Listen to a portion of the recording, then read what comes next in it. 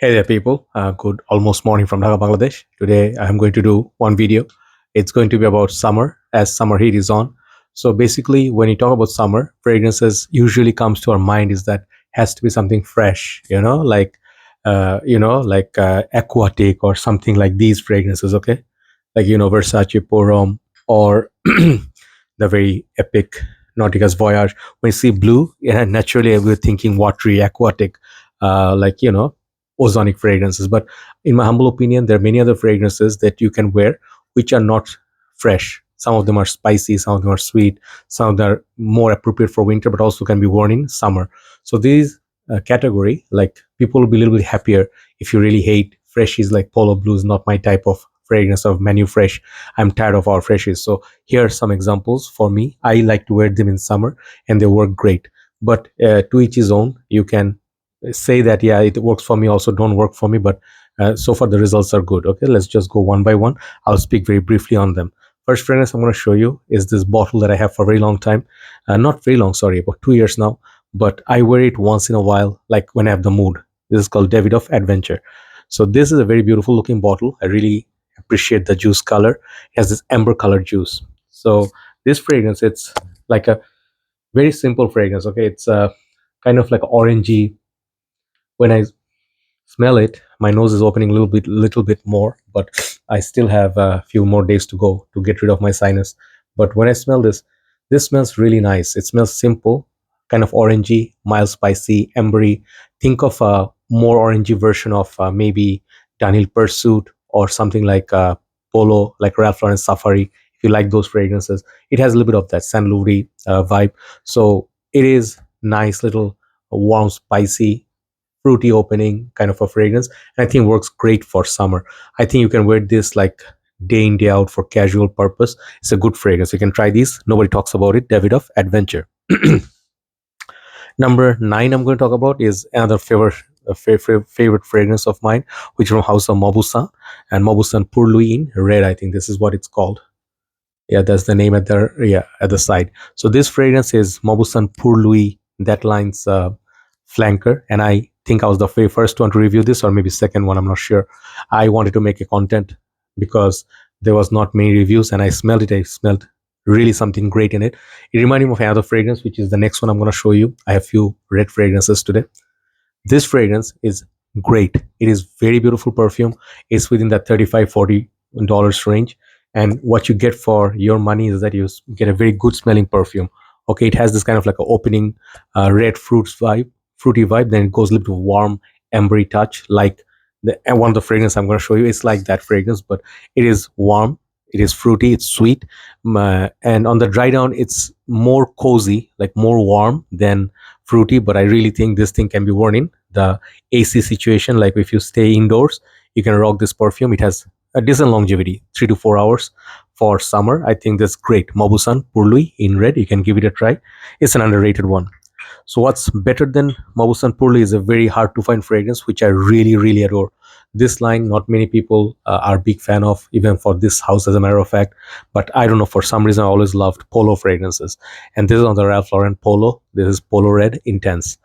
This is so hard to find. I smelled this in Malaysia one time, and I wanted this bottle because it smells so great, so great. I always like to respray, because what I enjoy from this perfume is the top note is very beautiful. It's very beautiful. It's a creamy cranberry, raspberry, like those kind of like red berries, and then you get a little bit of like a mild spices, but the sweetness is more than the spices. Kind of like a almost like a jammy cranberry jam. Okay, like that. And I think this one has some of the other notes. I forgot actually. Maybe the notes are mentioned here. But anyway, there's maybe like a note of coffee or something like that, and then woody. So these are the basic three notes: red fruits, coffee, and maybe teak or something like that. Okay, but this is not that dark. Okay, but this fragrance is about that berries. If you like red berries, kind of like a sweet, fruity like the previous one, but this one stays not as warm. It stays pretty much like a woody, sweet fragrance. Okay, you can give it a try. If you like a little bit of a warmth of cappuccino, you can give it a try. Polo Red Intense. I think this one works great in fall as well. So the next one is the one that I was talking about when I was talking about the Mauboussin. This is one fragrance I have many memories with. Many memories. This is one of my first purchase when I started my collection in 2015, and this is called Dolce & Gabbana The One. Okay, and this is the EDT, and this is the boss man for me. This is the one that I love the most. I do have 150 ml of EDP, and I did have almost all the flankers from time to time.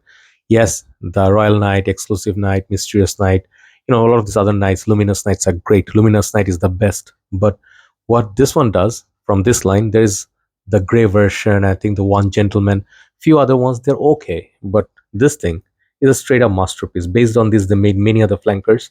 And this is kind of like a sweet amber tobacco, I think grapefruit, or something like what's that fruit? I think maybe there's a fruity note in there, tropical fruit punch or something like that. Yeah.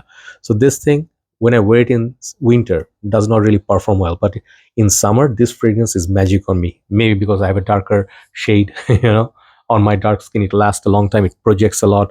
For some reason, this is beastly on me. So different fragrances work differently. This one works great with me. Dolce & Gabbana, the one, the EDT. This is really good for summer. Okay.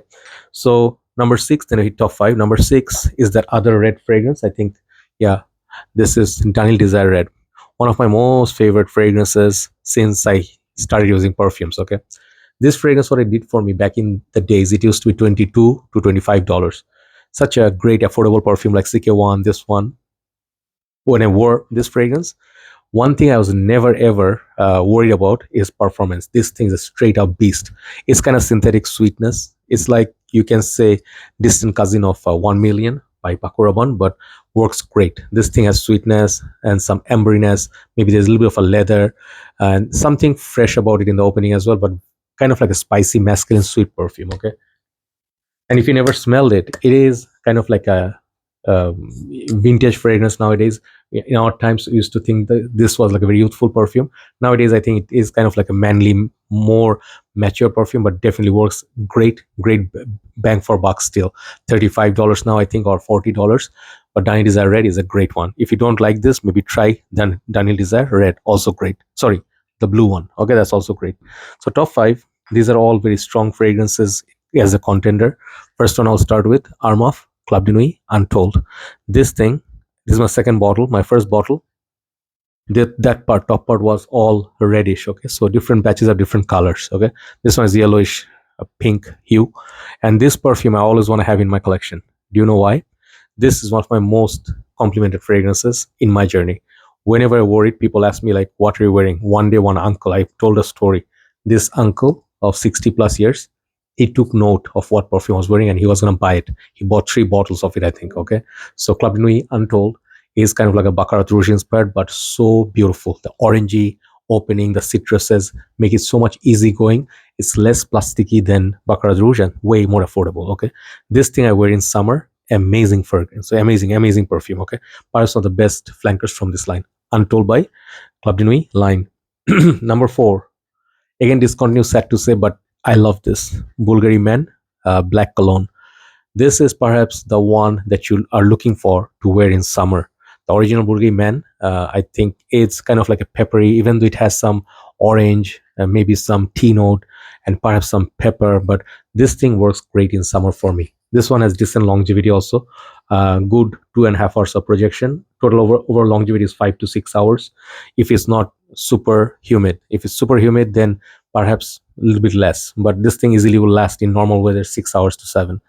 Great fragrance. It has the usual opening wise a little bit more citrusy Bvlgari Man in Black, but as time progresses, it starts smelling like something between Man in Black and Chanel Allure Sport or Extreme, but really wearable. Beautiful perfume. Hunt it down. This is a long lost gem. Bvlgari Man Black Cologne. Number three is the one that gets the most hate. Every time I say it, everybody knows what this is. That's the trophy. This is Paco Rabanne Invictus. I could have easily brought maybe 1 million here, but I'm thinking like this fragrance works great in our summers. Any part of the Asia, you wear this, man, this fragrance is a legend. Okay. There are many versions of it. You can wear the like Invictus Legend, Aqua, some of the other ones. But for some reason, Invictus, the OG, which gets compared to Hawas, This is a great sweet bubblegummy, coumarin, and a little bit of oceanic notes. It has some breezy feel. It's more sweet, definitely, but definitely can be wearable in summer and great performer still. Okay, Paco and Invictus, definitely high recommend this one. The last two are absolute legends. The very last red fragrance is gonna be Fahrenheit by Dior. I don't know what the latest batch is like nowadays. Whatever they're releasing, this is a 2012. I don't know. You can check the batch code. I think it is a 2012 or 11 batch. Okay, EDT. So this one I bought 200 ml, and I had 2015 batch as well. Whatever I had smelled great. Smelled like something a man would wear. Gasoline smell, that leather, the florals, and I think there is the violet leaves. So there are a few other notes in there. I don't remember all of them. Maybe vetiver, maybe grassy vetiver. But what I smell from this is a different magic in different times. Opening is something, mid is something, dry down is something. On the summer day smells like something, winter smells like totally different. This is one of the most mysterious fragrances ever created, and I think it's all year wearable. If you only have one fragrance in your like arsenal, and it's Fahrenheit, you are covered for every aspect. You can dress it up, dress it down, any part of the year you can wear it. Dior's Fahrenheit is definitely something I highly recommend. It's expensive but worth every penny. Last but not least, I always try to finish with my favorite fragrances, and this is my signature scent for since 2016 when I smelled it for the first time.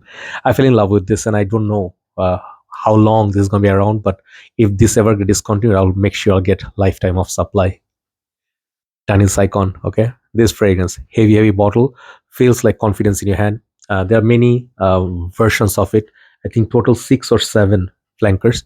So this bottle is almost finishing. I have a backup already.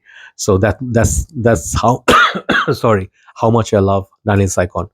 Very unique creation. It does not get the love and respect it deserves. People should speak more highly of it with more respect, because it's not just, oh, it's just like Terre d'Hermes's cousin. It's like almost, no, this is better than Terre d'Hermes. Okay, Terre d'Hermes is great on its own right, but it's goes to like orange, like vetiver and maybe icy super. But this thing has neroli.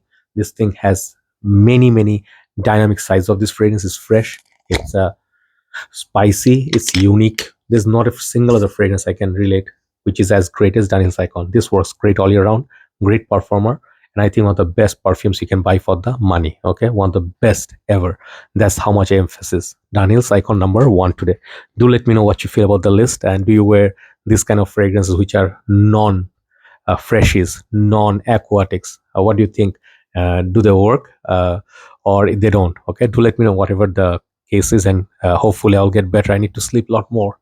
Those 7 days of sleepless nights really got me very out of shape. Okay, so I'm trying to regain my energy back, hopefully soon. Okay, take care, and you guys stay safe and be careful. If it's super hot and humid, always stay hydrated.